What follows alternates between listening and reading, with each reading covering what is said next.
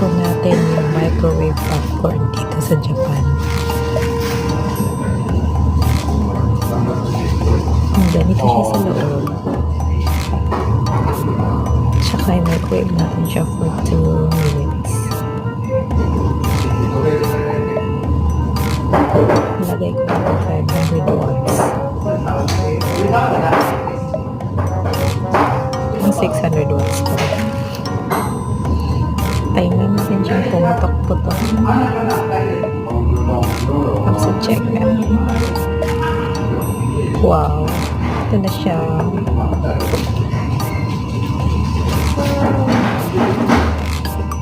Init. Atsui.